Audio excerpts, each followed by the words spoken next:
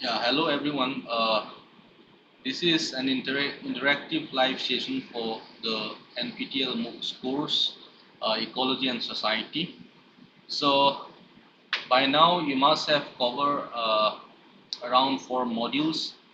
So I'll try to briefly, discuss and try to, give a brief summary of what you have been,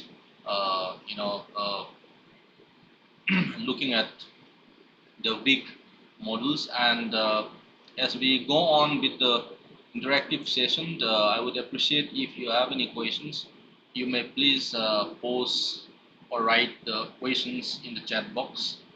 So this course is comprised of 12 weeks, and which is spread across 30 hours of lecture. And in the first week, we looked at the introduction, that is ecology and society, culture and cultural ecology.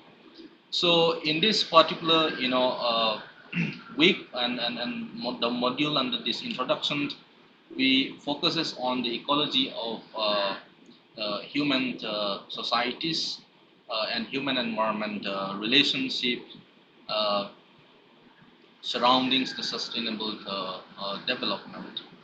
And we also tries to look at the connections between ecological and the human social cultural and the organizational process based on the selective works of ecological anthropologists, which we covered in the later part of the course. So cultural ecology and economics, with regards to the land use, and in terms of how uh, the rising issues and concerns of the footprints of human, in some sense, through their instrumental and economic relations, have impact on the culture as well. So in a sense, every change has an impact on the culture as a whole. So we had also discussed some of the subsistence strategies which has been witnessed across in different historical societies, particularly the foraging society, which comprise of the hunters and gatherers, and also horticultural societies, and we move on to the pastoral societies and agricultural and industrial and post-industrial societies. So what is evident from all these successive stages of society is the methods of productions, and the relations between how human and nature has evolved over a period of time. So we had also begins and familiarize ourselves with the very concept of culture, that culture as a way of life, and which consists of two parts, that is the behaviors, beliefs and meanings, and it also includes the material, mental and social problems. And we had also looked at the symbolic or symbiotic relationship of human being in their cultural or natural surroundings, and also at the same time the adaptation, because humans have evolved over millennia, and then they have tried to adapt with their environment through different strategies, or in other words we can say their means of subsistence strategies has changed across over a period of time. So in module 2 in week 2, we have looked at the cultural ecology and human ecology, its concepts and meanings, and more importantly, we looked at human ecology, that is, which focuses primarily to the study of human behavior that is operating in a complex environment. And human ecology also deals with the study of interactions of humans with their environment. So we have also looked at some of the characteristics or issues such as population growth, and which lead to the limiting of resources, and also the cases of pollution and deforestation. So all these processes which have further ramifications on the planet Earth, and the human interventions on nature has to a large extent changed the way in which we relate to nature. Now, it is also interesting to see the way in which the notions of determinism and possibilism emerges, because environment has to a large extent impacted on the or in some way determined the notions of our ways of life, or in general culture. So and through this, humans have, with the change of climate, weather, and so on and so forth, tends to adapt, or try to bring out certain adaptive strategies in order to cope with any outside interventions, or exogenous factors like rainwater and so on and so forth.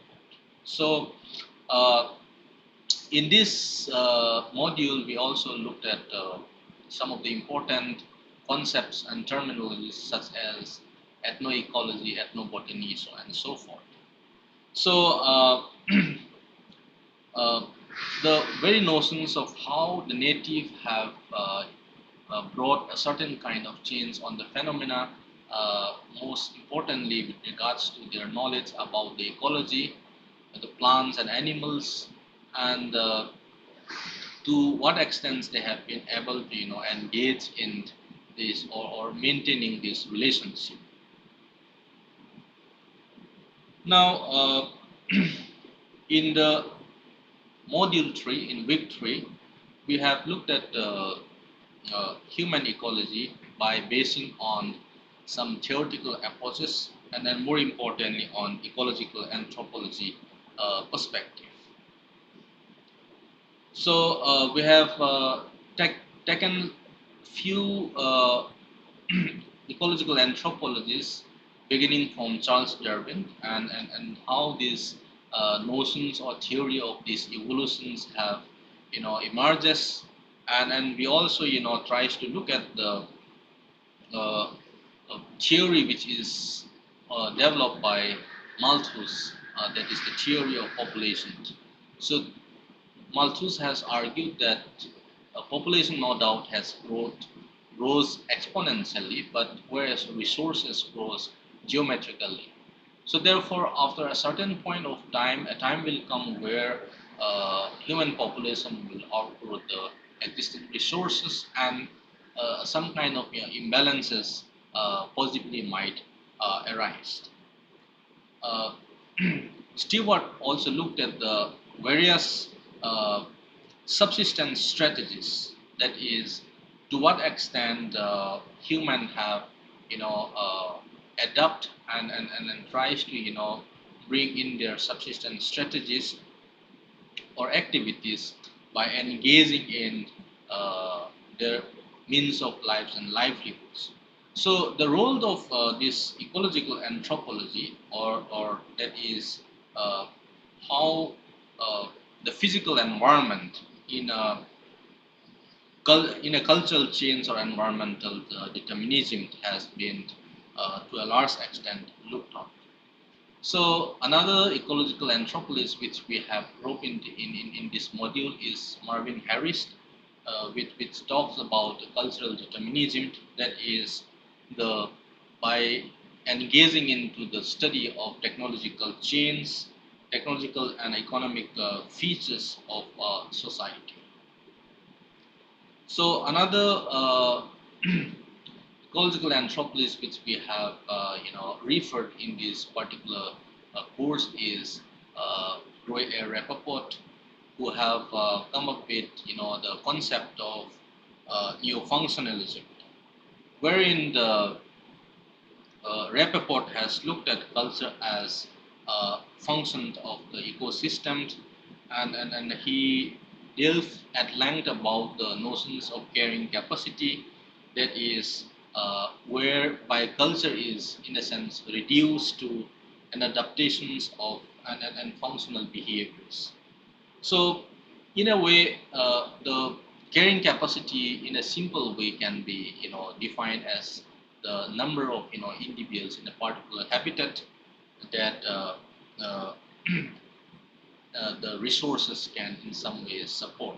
So, Rappaport has taken the cases of the Sembaga Marine of the New Guinea, where they engage in certain kinds of rites and rituals vis-a-vis their environment. So I'm not going to in details of that, and you can please refer the slides and the lectures, transcriptions, and readings as well.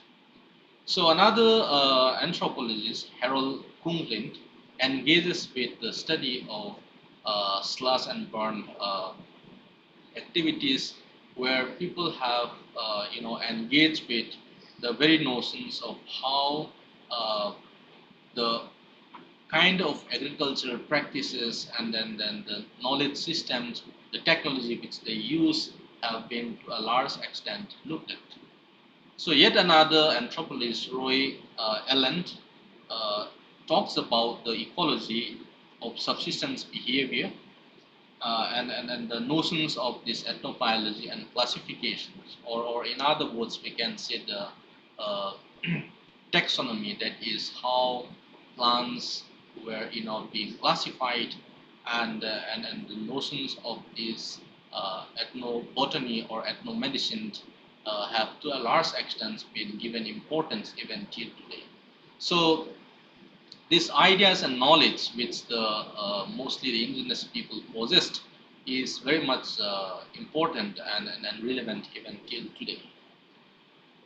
So finally, Julian Stewart engages with the cultural core concept. So whereby where society there are mostly closely related to the subsistence activities are being studied upon by Stewart. That is most importantly the various religious rituals and environment, and how do they intersect and interrelate.